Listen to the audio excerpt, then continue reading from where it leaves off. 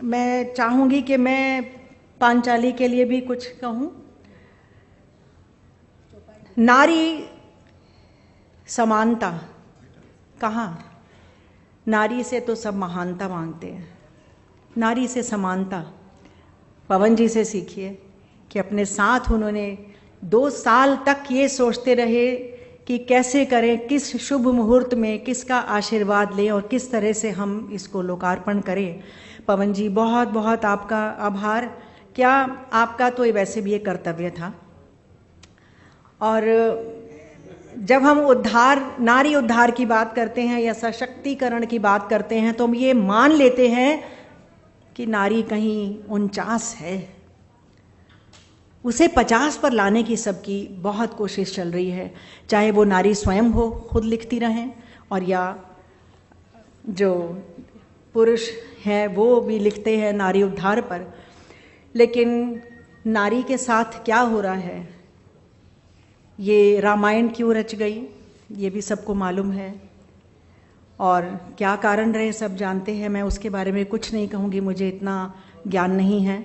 और पांचाली भी, पांचाली के लिए ही पूरी महाभारत हो गई, और इसमें उर्वशी ने यही दिखाया है कि किस तरह से किस किस चरित्र ने कैसे कैसे क्या क्या सोचा और क्यों हुआ। आज भी ये जो है नारी की पीड़ा कौन समझेगा, पुरुषों को ही समझना है।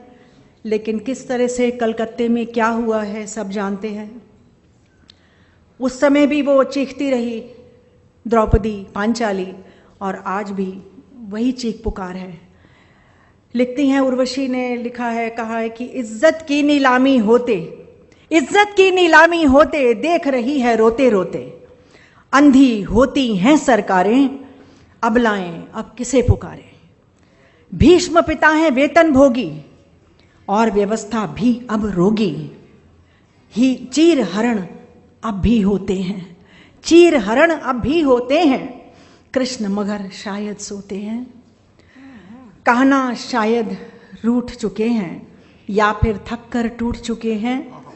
कृष्ण कहाँ से अब आएंगे, चीर नहीं अब बढ़ पाएंगे। कृष्ण कहाँ से अब आएंगे।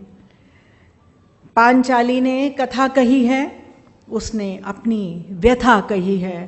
पांचाली ने कथा कही है, उसने अपनी व्यथा कही है।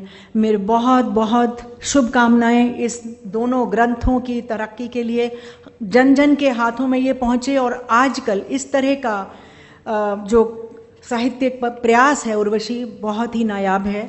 मैं सभी से आज्ञा चाहूँगी। बहुत बहुत धन्यवाद। उर्वशी को बहुत बहुत प्यार। गुरु जी को चरणों में सादर नमन।